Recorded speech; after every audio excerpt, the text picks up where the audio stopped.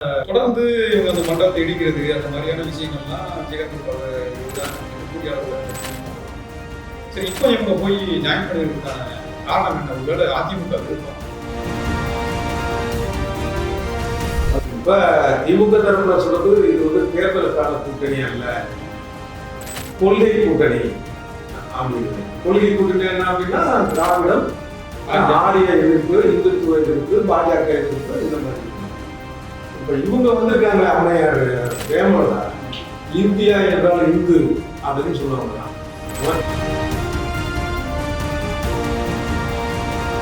முன்னோடியே வந்து கருணாநிதி.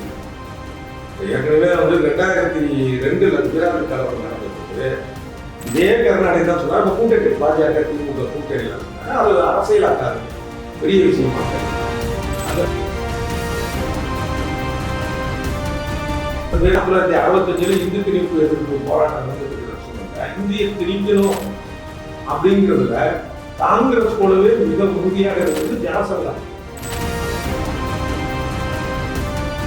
இளைஞர்கள் அரசியலுக்கு வரதுல என்ன பெரிய ஒரு பிரச்சனை இருக்குன்னா, ஏன் தோல்வி அடைகிறாங்க? அந்த கட்சின்னு இருந்தாலே மக்கள் காசு கொள்ளடிக்கலாம். உங்களுக்கு எம்எல்ஏ, எம்பி, கவுன்சில் கூட தேவையில்லை. ஒரு லெட்டர் பேட் வச்சுக்கிட்டே பண்ணலாம், வசூல் பண்ணலாம், மிரட்டலாம், கட்டணும். இவங்க அதனால.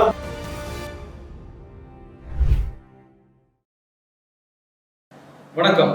நம்மோடு இன்று இணைந்திருப்பவர் பத்திரிகையாளர் டிவி சோமு அவர்கள். வணக்கம் சார். வணக்கம் சார். கலைஞர் அவர்கள் வந்து பலம் நல்கி பாலியல் விடும் அப்படின்னு சொன்னாரு. அதுக்கு 10 வருஷம் ஆயிருக்கு. 10 வருஷம் கழிச்சு இவங்க வந்து ஒரு 20 வருஷம் இருக்கும் கட்சி தொடங்கி. கட்சி ஆரம்பிச்சதே திமுகவை ஒரு எதிர்த்து போல தான் கட்சி ஆரம்பிச்சாங்க.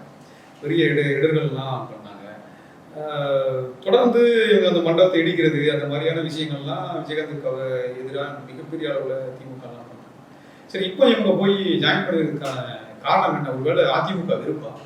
அது பழம் வந்து என்ன சொல்றது, நலிந்த பழம் பாலில் விழுந்தது, கசிஞ்சு போச்சு. ஆமா, அந்த மாதிரிதான் சொல்லுவேன். அப்ப இருந்த வாக்கு வங்கி அப்படிங்கிறது வேற. இப்ப கடந்த 2021 0.5 உங்களுடைய வாக்கு சதவீதம் சட்டமன்ற தேர்தலில் அதுதான் ஆகல. இல்லை, இன்னொரு என்னன்னா, இப்ப திமுகவுக்கு எதிராக ஆரம்பிச்சு வந்த கட்சி அது சேருது அப்படிங்கிறதுலாம் பிரச்சனை இல்லை. இப்ப மதிமுக அப்படித்தானே, அந்த மாதிரி தான் இருக்கு. அதே மாதிரி பாத்தீங்கன்னா இப்ப விசிகே வந்து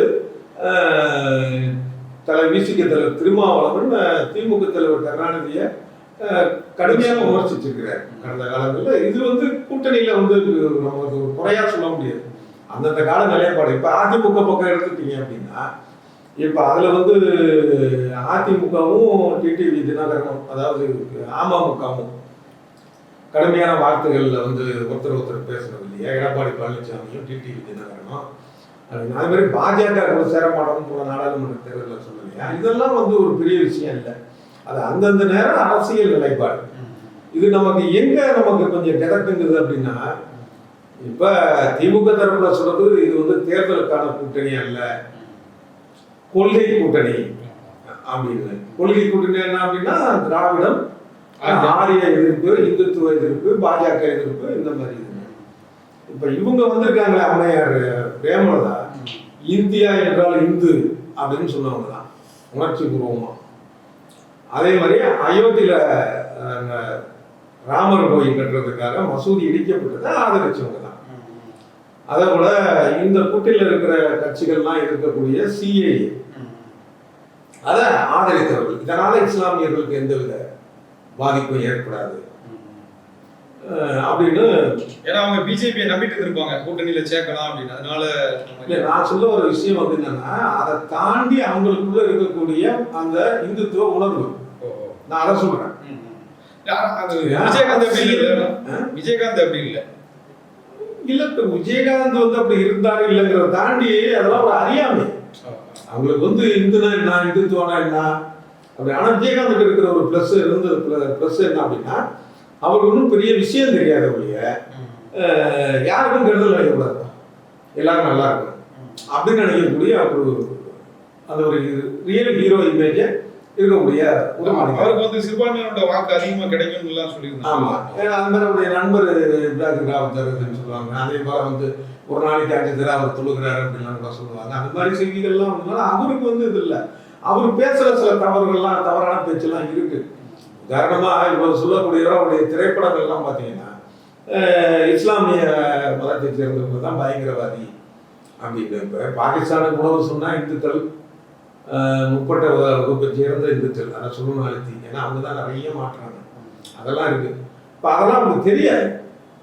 அவருக்கு என்ன தெரியும் பாவம், அவருக்கு ஏதோ ஒரு கீதவா அவன்ட்டு வந்தாரு, ஆனாரு, 4 பேருக்கு நல்லது செய்யணும்னு நினைச்சாரு, அவருக்கு தெரிஞ்சதை பேசினாரு, அவ்வளோதான் அப்படின்னு. ஆனால் இவங்க வந்து என்னன்னா தெரிஞ்சோ தெரியாமல் இந்துத்துவத்தில் ஆழமான ஒரு ஈடுபாடு, கட்சி அரசியலை தாண்டி, நான் சொல்றேன் தேர்தல் அரசியலை தாண்டி.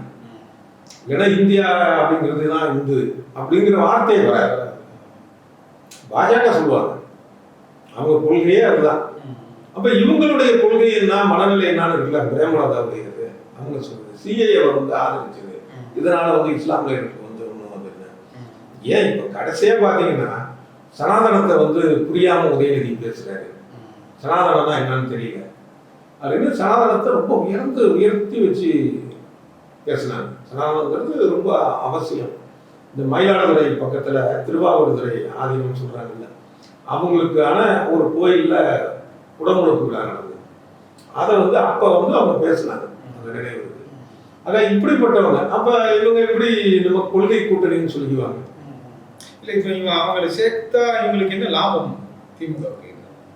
அதாவது அந்த பக்கம் போகாம இருக்கிறது லாபம், அவ்வளவுதான், வேற ஒன்றும் இல்லை. ஏன்னா அவங்க 2021 வந்து சைபர் பிள்ளையாச்சு அவங்க வாக்கு சதவீதம். இப்போ நம்ம தேர்தல் முறை தான் இதுக்கு காரணம். என்னன்னா இங்க ஒரு ஓட்லயே தலைகீழா மாறிடுது. விஜய் தான் ஃபேக்டர். அதனால விஜய்னாலயா இந்த விஜய் ஃபேக்டர்லாம் ஒன்றும் கிடையாது. விஜய் வந்து ஃபேக்டர் கிடையாது, ஃபேக்டர் கிடையாது. ஏன்னா தொகுதிக்கு 1000 வாங்க போறாரு, அவ்வளவுதான். அதை தாண்டிலாம் வராது.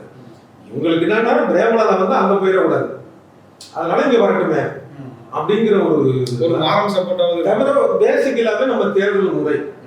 ஒரு தொகுதியில வந்து 10,01,000 ஓட்டு இருக்குன்னு வைங்க, அது 5 லட்சம் வாங்கியிருப்பான்.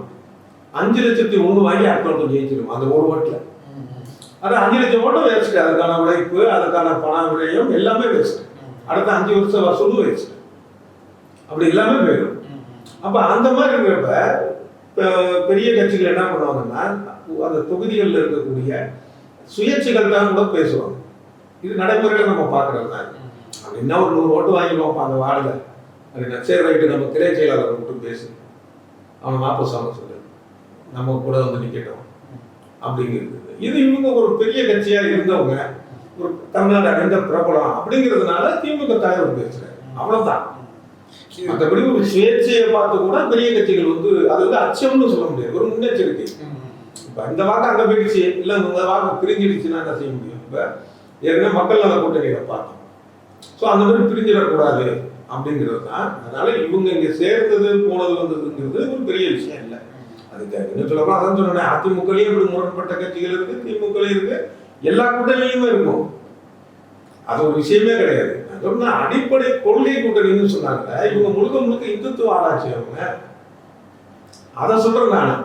இந்தியா என்றால் இந்து, சிஏஏ ஆதரிக்கிறேன், சனாதன தர்மத்தை ஆதரிக்கிறேன், சனாதன தர்மத்தை பத்தி தெரியாம உதயநிதி பேசுறாரு. ஆனா பாதி இப்ப திமுக அப்படித்தானே இருக்கிறாங்க, முருகன் மாநாடு நடத்துறது அப்படின்னு. இல்ல, அதுல ஒரு சனாதனத்தை கொஞ்சம் விட்டுட்டு இந்துத்துவத்தை விட்டுட்டு மீதியை நாங்க கரெக்ட் பண்றோம் அப்படிங்கிற மாதிரி போறாங்க. இவங்க வெளிப்படையாக இந்த அளவுக்கு இந்த திமுக கூட்டணி கட்சிகள்ல வேற யாரும் இல்லை, இவங்க ஒருத்தர் தான் இப்போதைக்கு கூட்டணி கட்சி ஆனதுனால சொல்றாங்க. இப்ப தேமுதிக மட்டும்தான் இந்த மாதிரி இருக்கு.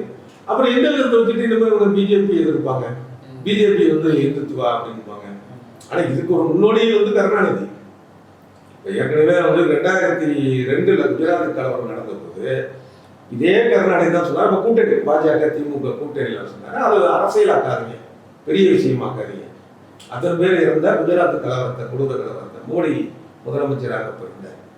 அப்புறம் அந்த கலவரத்தை எதிர்த்து காங்கிரஸ் வந்து நாடாளுமன்றத்தில் தீர்மானம் கொண்டு வரப்ப பாஜகவுக்கு ஆதரவாக தான் திமுக இருந்தது. இதெல்லாம் வந்து ஒரு பழைய கதை நடந்தது. நம்ம அதை மறந்துட்டு நம்ம பேசிட்டு இருந்தோம். சில பேர் சொல்லுவாங்க, அப்போ வந்து இந்த பாஜக வேறங்க, வாஜ்பாய். அதனால தான் வந்து திமுக ஆதரிச்சு. ஆனால் அப்போ அந்த மோடியும் தானே ஆதரிச்சாங்க இந்த குஜராத் இது. தவிர வாஜ்பாய் எப்படிப்பட்டவர்? 1965 இந்தி திணிப்பு எதிர்ப்பு போராட்டம் நடந்துட்டு இருக்கிற சூழல்ல இந்தியை திணிக்கணும் அப்படிங்கிறதுல காங்கிரஸ் போலவே மிக உறுதியாக இருந்தது ஜனசங்கம். இந்த ஜனசங்கம் யாருன்னா பாஜகவுக்கு அம்மா. அதுல தான் இது வந்தது. அதுக்கு அப்ப தலைவர் வாஜ்பாய். அப்ப இந்தி திணிப்பை ஆதரிச்சு நாடாளுமன்றத்துல பல முறை பேசியிருக்காரு, எல்லாம் பதிவு. அப்படிப்பட்ட வாஜ்பாய் தான் இவங்க சொன்னாங்க அவர் சேற்றில் மொய்த்த செந்தாமரை.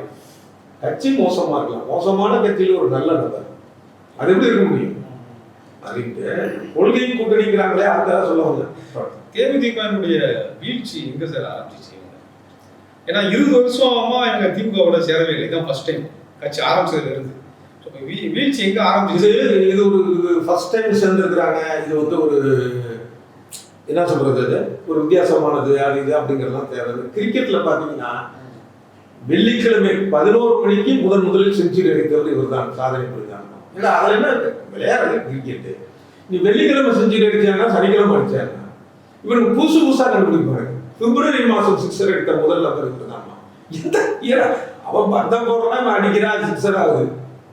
அந்த மாதிரிதான் தேமுதிக வந்து ஒரு கட்சியோட கூட்டணி வைக்கிறோம். முதன்முறையாக திமுக கூட முதன்முறையாக வைக்கலாம், அடுத்த தடவை வச்சுட்டு போகுது. கொள்கை கோட்பாடு இருக்கிற கட்சிக்கு தானே அந்த பிரச்சனை. அந்த மாதிரி நம்ம சொல்ல முடியாது. என்ன சொல்ல போனா தேமுதிக கூட சிபிஎம்மே கொள்கை பார்க்கலையே.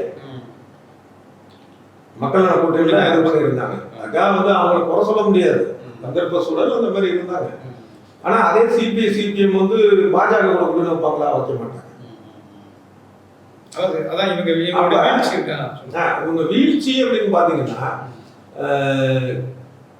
எப்ப விஜயகாந்த் வந்து தன்னுடைய ஆத்திரத்தை அடக்க முடியாத அளவுக்கு செயல்பாடுகளை காட்டினாரோ அப்ப ஆரம்பிச்சு. சட்டமன்றத்திலேயே ஜெயலலிதா வைத்து நாக்கை சுருட்டியது, இந்த மாதிரியான விஷயங்கள். அதை தவிர கட்சி அப்படிங்கிற ஒரு கட்டமைப்பை வந்து அவர் எப்படி சொல்றது, ஒரு குடும்பம் மாதிரி கூட பார்த்தாருன்னு கூட சொல்லலாம். பாசிட்டிவா சொல்லலாம். அந்த குடும்பம் மாதிரி பார்க்கறதுனா அவர் அப்பா வந்து பிள்ளைங்களை அடிக்கிற மாதிரி அந்த மாதிரி விஷயங்கள் அதை வந்து ஏற்றுக்க மாட்டாங்கல்ல யாருமே. அப்ப அவர் அதே போல பிரேமலதாவுடைய தலையீடுகள் அப்பயே இதெல்லாம் வந்து இந்த கட்சிக்காரங்களுக்கு, முக்கியமா நிர்வாகிகளுக்கு, எம்எல்ஏக்களுக்கு வந்து ஒரு பெரிய அளவுல மன உளைச்சலை ஏற்படுத்துச்சு. அப்பதான் இவருக்கு வந்து ஜெயலலிதாவையும் ஏற்றுக்கிறாரு. அப்ப ஜெயலலிதா வந்து அங்க இருக்கக்கூடிய அதிருப்தியாளர்களை சப்போர்ட் பண்றாங்க. அப்ப கொஞ்சம் ஜெயலலிதா பக்கம், அதே மாதிரி திமுக பக்கம், இப்படி அந்த ஒரு அனுசரிப்பு இல்லாத ஒரு நிலை.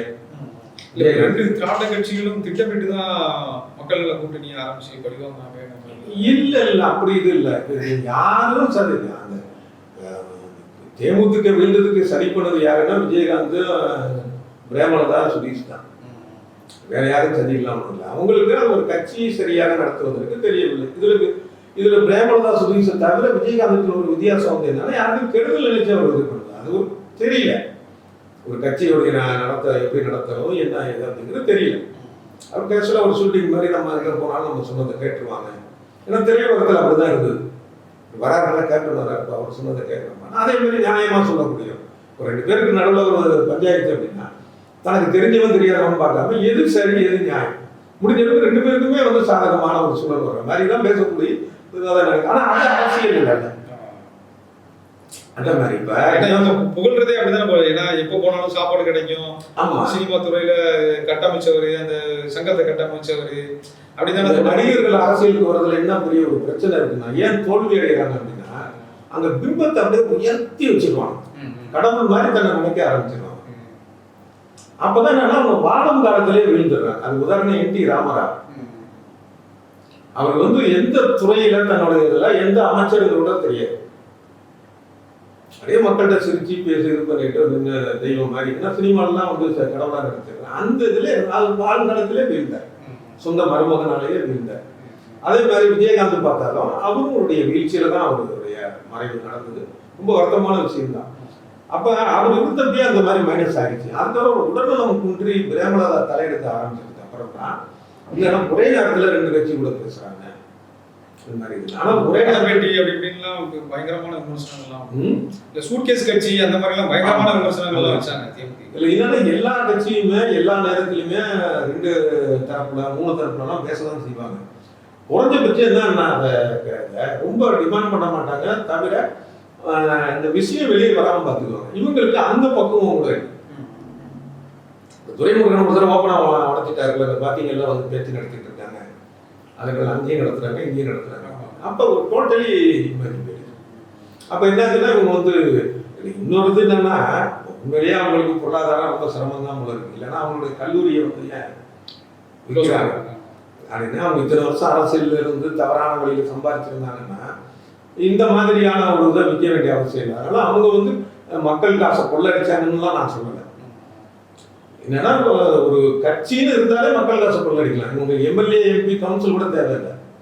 ஒரு லெட்டர் பேட் வச்சுக்கிட்டே பணம் வசூல் பண்ணலாம், மிரட்டலாம், கட்ட பஞ்சாயத்து பண்ணலாம். இவங்க அது மாதிரிலாம் பண்ணதா தெரியல. ஆனா ஒரு நிர்வாக ரீதியாக கட்சியை கொண்டு போகலாம் அப்படிங்கிறது தான் அவங்கள்ட்ட இருக்கிற ஒரு குறை. அதான் இவங்க எம்எல்ஏ ஃபுல்லா அபகரிச்சது எல்லாமே திமுக. ஆமா, அந்த மண்டபத்தை இடிச்சது திமுக. எப்படி இவங்க சமரசம் பண்ணிக்கிறாங்க? ஏன்னா இன்னொரு விஜயகாந்த் அவர்களை மீடியாவில் வந்து போட்டு அவரை ரொம்ப டாமினேட் பண்ண மறுபடியும் சொல்றேன், அது ஒரு விஷயமே அல்ல. இல்ல இது இது இது வந்து அவங்க பாத்தீங்கன்னா நீங்க பொட்டி கட்சின்னு தானே தோணுது. இல்ல இல்ல, அது வந்து இல்லைன்னு நான் சொல்லல. அதுல வந்து ஏதோ லாப நோக்கம் இருக்கலாம், நான் அது வந்து நமக்கு தெரியல, அதனால இல்லைன்னு சொல்ல முடியாது. ஆனா இப்படி திட்டவங்க ஏன் போனாங்கன்னா நம்ம கேட்க முடியாது. இந்திய ஜனநாயகத்துடைய தனி சிறப்பு அதெல்லாம் வந்து விஷயமே கிடையாது. நாளைக்கு இன்னொருத்தர் திட்டுவாங்க, அவங்க கூட சேர்ந்துக்குவாங்க, அது ஒரு விஷயம். நாளைக்கு என்னுக்கான ஆச்சரியம் மறுபடியும் சொல்றது, இந்துத்துவா அப்படிங்கிறதுல இருக்கக்கூடியவங்க எப்படி நீங்க சேர்த்துக்கிட்டு இப்ப திமுக இதுல வந்து நாங்க இந்துத்துவாக்கு எதிரானவர்கள் சொல்லுவீங்க? அதுதான் என்னுடைய உங்களுடைய கருத்துக்களை தெளிவாக முடிச்சிருக்கிறோம். நன்றி.